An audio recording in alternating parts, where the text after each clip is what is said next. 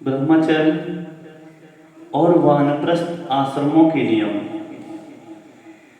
नारद जी कहते हैं, धर्मराज, गुरुकुल में निवास करने वाला ब्रह्मचारी अपनी इंद्रियों को वश में रखकर दास के समान अपने को छोटा माने, गुरुदेव के चरणों में सुदृढ़ रहे, अनुराग रखे और उनके हित के कार्य करता रहे।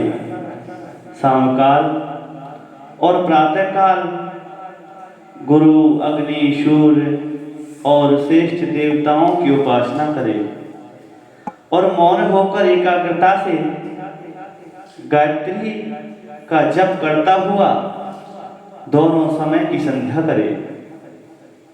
गुरु जी जब बुलाएं तभी पूर्णतः अनुशासन में रहकर उनसे वेदों का स्वाध्याय करे।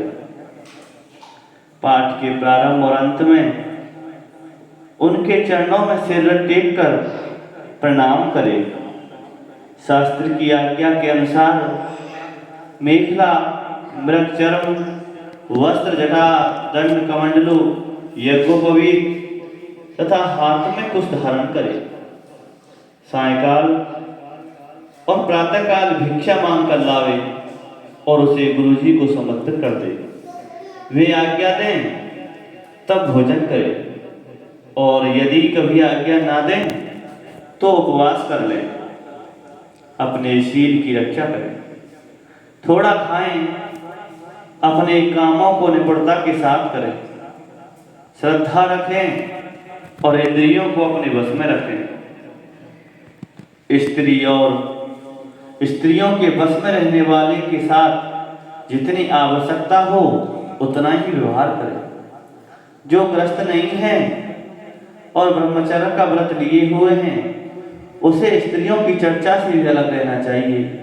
इंद्रियां बड़ी बलवान हैं, ये प्रयत्न पूर्वक साधन करने वालों के मन को क्षुब्ध करके खींच लेती हैं।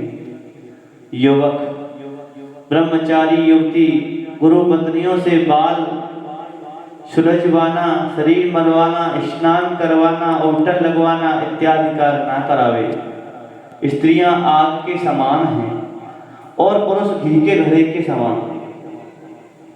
एकांत में तो अपनी कन्या के साथ भी ना रहना चाहिए।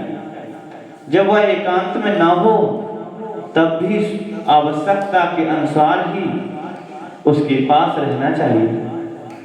जब तक जीव आत्म साक्षात्कार के द्वारा इन देह और इंद्रियों को प्रतीत मात्र निश्चय करके स्वतंत्र नहीं हो जाता, तब तक मैं पुरुष हूं और यह स्त्री है, यह द्वैत नहीं मिटता। और तब तक यह निश्चित है कि ऐसे पुरुष और स्त्री के संसर्ग में रहेंगे तो उनमें भोग्य बुद्धि ही हो जाएगी। ये सब शील रक्षादि गुण ग्रस्त के लिए और सन्यासी के लिए भी वेद हैं।